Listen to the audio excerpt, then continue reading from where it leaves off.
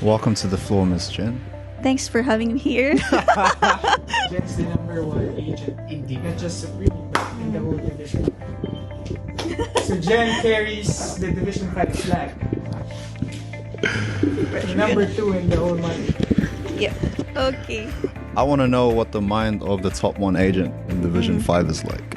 What is it? All right. Does that ring a bell? Let's ring a bell. Ito, Hezron. Share ko sa'yo. Tsaka, of course, it's book sharing din naman to ng Supreme. So, the book that I'm reading right now is Make It Happen.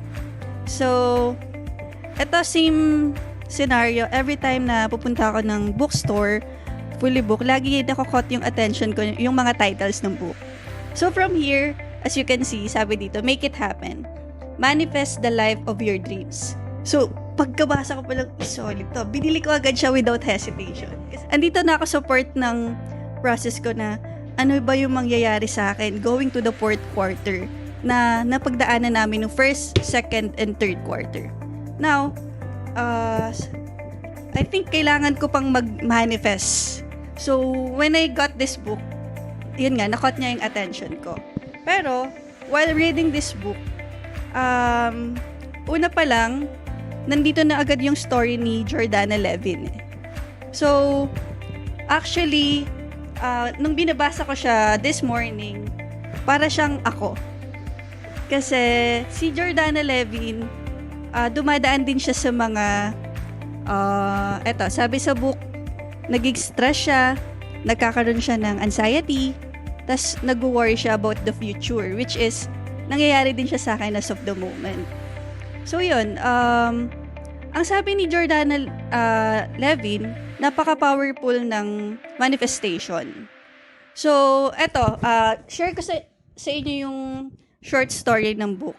Si Jordana Levin, eto nga, nasistress siya, na meron siyang story dito na super stress siya.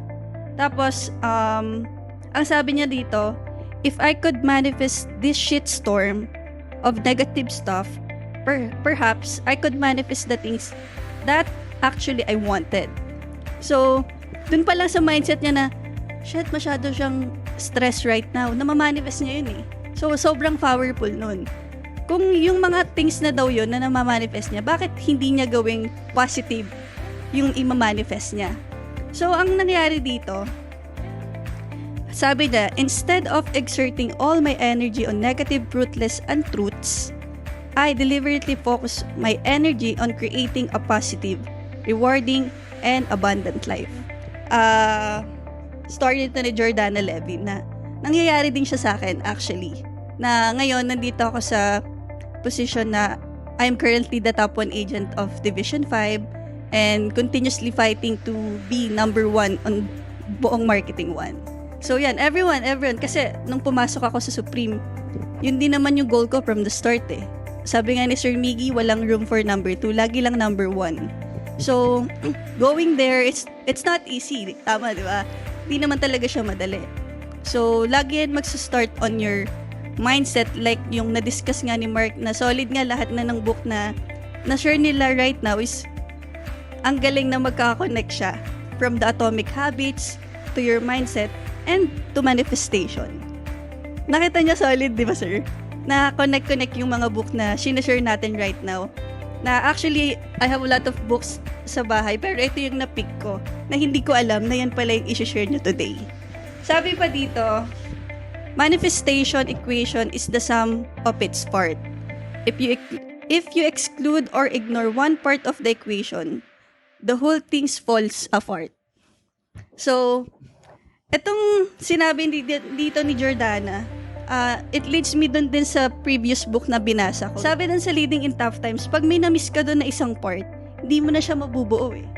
Like the process of Supreme, pag di ka nagbasa ng libro, tapos magkakaroon tayo ng book sharing, wala, di ka kompleto. Ganun siya nag-work. That's how it works kung gaano ka-importante tong book sharing or parts ng process natin. So, yun. May question ka? May question ka ba? Hezi? Okay. So, proceed naman tayo sa akin.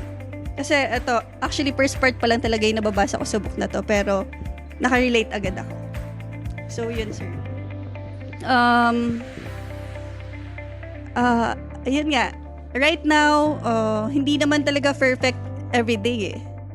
So, may mga times talaga na mahihirapan ka. Pero at the end of the day, paano mo siya lalabanan ng pagising mo ng umaga, hindi na ganun yung mindset mo. Let's say for example, this day, yung emotion mo was too high. Paano mo siya i-control?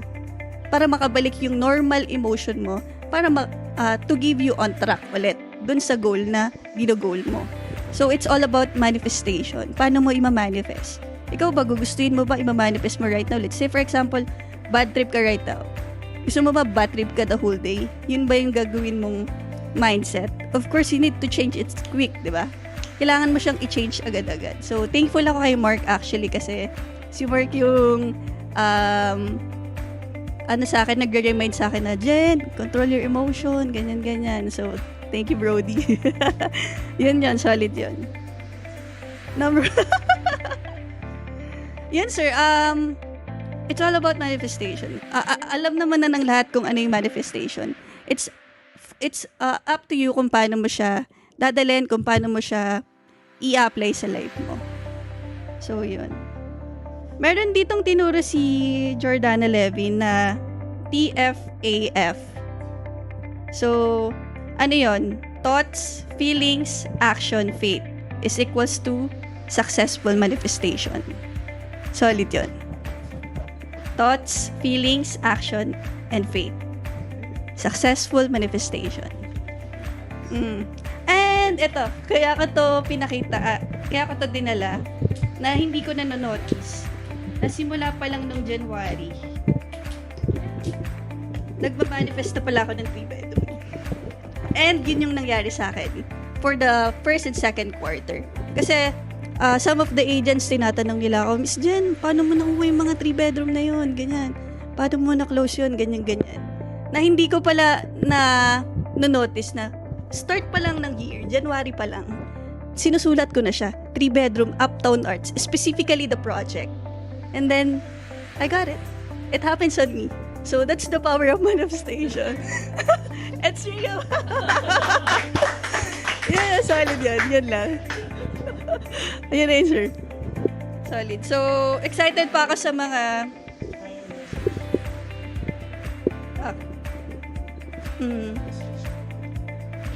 Okay. So, final message going to the fourth quarter.